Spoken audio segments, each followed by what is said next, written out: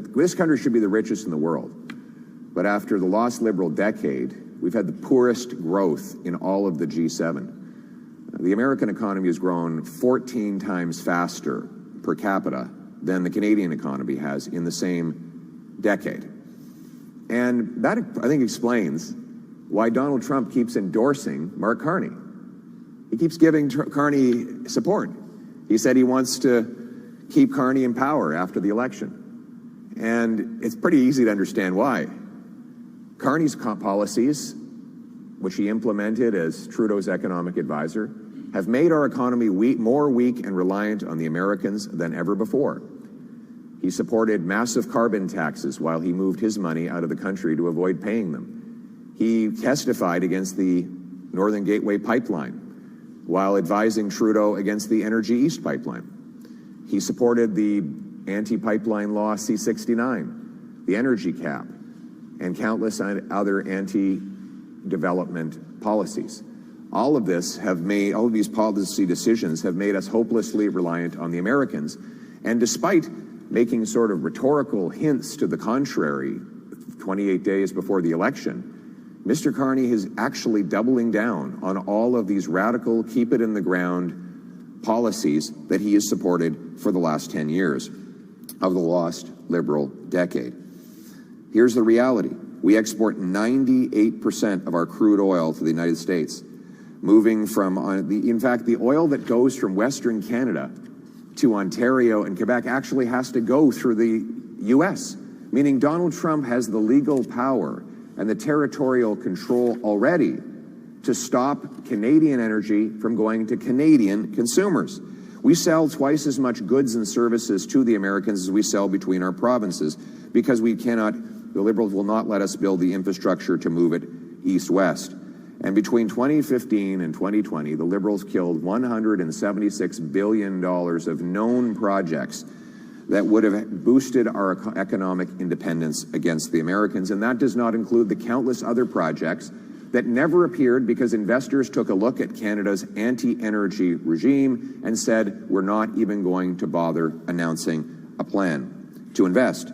These radical Liberal policies that caused the lost Liberal decade drove wages down, taxes up, and everything more expensive. It's no surprise that Canada now ranks 23rd on the World Bank's Ease of Doing Business survey. That's up seven places worse than before. And now Mr. Carney wants the Liberals to get a fourth term while promising the same radical keep-it-in-the-ground policies. And by the way, on that, let me be clear. When I say he has a keep-it-in-the-ground policy, that is not my characterization of his position. I'm going to quote him verbatim. This is not Justin Trudeau or Stephen Guilbeault. This is Mark Carney. Maybe as much as half of oil reserves, proven oil reserves, need to stay in the ground. You hear that? He wants to keep it in the ground, and that includes under the ocean floor. That means that he will not allow any offshore development here in Newfoundland. To keep it in the ground, he would have to block any further projects from going ahead. That means that our single biggest and most valuable resource would not be available to us while the Americans unleash massive production increases and while Mr. Carney's own company profits off petroleum investments outside of Canada. He will shut down competition to his company here in this country. We need to bring dollars and jobs home so that we can be strong enough to stand up to Donald Trump. Carney has the wrong plan, and our blessed country needs a new leader and a new change so that we can reverse course. If Mr. Carney is serious about restoring economic independence, though, because he's now sort of hinting rhetorically that he might consider doing something, he might consider abandoning his principles on the matter of energy. But if he is, let's get specific. Let's get very specific. The energy companies themselves, the 14 biggest of them, wrote all of us a letter. Every national leader, conservative, liberal, NDP, Green Bloc, wrote us all a letter with 5 demands. They said, either you do these 5 things or we will not be able to grow and break our dependence on the Americans. They're very specific. 1, repeal the No New Pipelines law and the tanker ban. so that we can ship our resources to non-American markets. I voted against C-69. I have always been against C-69. I've said I will repeal C-69, the No New Pipelines liberal law, within 60 days of becoming Prime Minister. Mark Carney supported C-69, and he had a week after he became leader to recall Parliament to repeal it, as I demanded, but he did not. So their position is clear.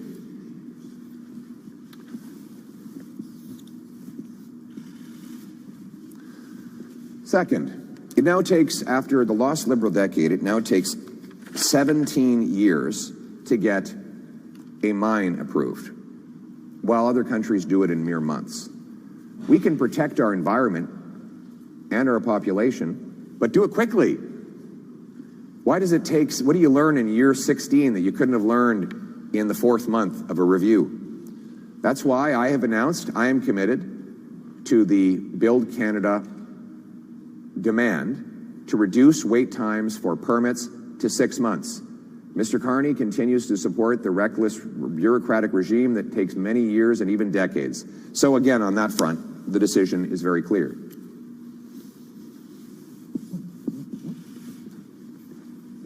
Next, the cap.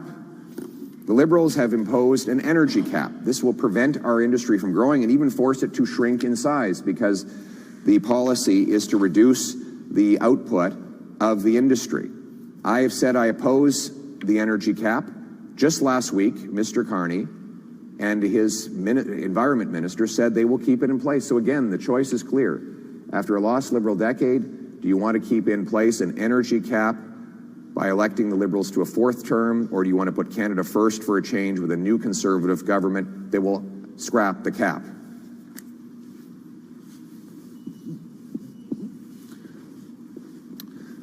And then we have the carbon tax, the famous carbon tax. Now, up until about 2 months ago, the Liberals said that if we didn't have a carbon tax, the whole planet would be lit aflame. They said that you needed to pay more as a single mom to drive your kids to school, while Mark Carney flies around on private jets burning fuel like it's going out of style. And now, after having this tax in place for 7 years and keeping the carbon tax law on the books as we speak, what they now say is that they're going to hide the tax from the pump for 28 days leading up to the election, in the hopes that people will forgive and forget, re-elect them, after which they will use the carbon tax law to reinstate the full tax at a higher rate with no rebate whatsoever. Canadians are not stupid. They won't be fooled. Furthermore, Mr. Carney says he wants a bigger industrial carbon tax on steel, aluminum, potash, natural gas, cement, concrete, and other heavy industries, all of which are necessary. This roof would fall in without those basic materials. If you tax the industrial backbone of the country, you tax every single person who lives in a modern economy. That tax increase will drive jobs away. This is another area where Trump and Carney agree. They both want to tax Canadian industry. Carney with a carbon tax, Trump with a tariff. I want neither, and that's why the choice in this election is whether you elect the Liberals to a 4th Liberal term after the lost Liberal decade, who will bring in a bigger industrial carbon tax, or whether you want to put Canada first for a change with a new Conservative government that will axe the tax for everyone, for everything, for good, for real, for a change. And then you've got Indigenous loan guarantees. Our First Nations friends want to build prosperity for their people. They want schools and hospitals. They want clean drinking water. And they want the ability to fund it with own source revenue by having investments in resource projects that will send their economies into liftoff. I want Indigenous people to be the richest people in the world. But that means allowing them the loan guarantees to get their investments into these projects from the start. Now the Liberals want to control the loan guarantees through bureaucracy. We want to give control to First Nations so that they can make these investments and we can get quicker to yes. We will also allow First Nations governments to collect a share of federal income tax corporate income tax from the companies that harvest resources on their land. The Liberals will do no such thing. So again, the choice is, after the lost Liberal decade, do we want to elect them to a fourth term where they block resources for First Nations, or whether we want to put Canada first for a change with a new Conservative government that will unlock the power of First Nations workers and investment in our resource sector. So again, here we have it. Let me just stand over here so everyone can see this. Here we have it, folks. These are all the demands. These are all the demands that our energy sector has made. These are not my demands. These demands come from the 14 biggest energy companies in Canada. They're the ones that put a letter together, and they said very clearly and very simply, it's not a matter of debate. Either you do these 5 things, or we will stay dependent on the Americans. There is no way to build pipelines, LNG plants, to harvest our resources unless we do these 5 things.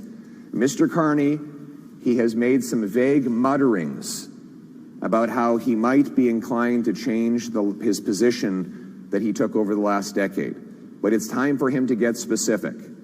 Will he reverse himself on the Liberal no new pipelines law and tanker ban, the Liberal delays on project approvals, the Liberal cap on our energy, the Liberal industrial carbon tax, the Liberal patronizing approach to our First Nations?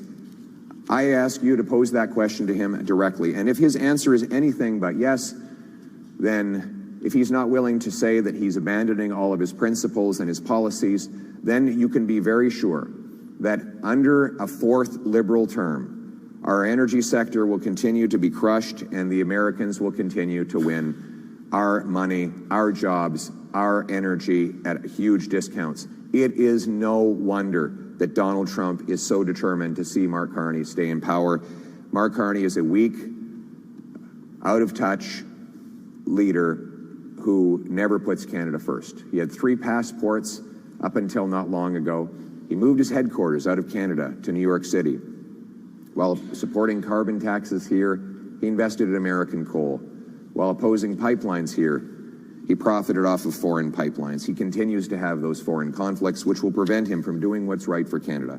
Just yesterday, we saw those conflicts play out when he refused to remove Paul Chang, a Liberal candidate who had said that a Canadian Conservative candidate should be turned over on a bounty to the Chinese government that wants to imprison or possibly even kill him because he is a political dissident.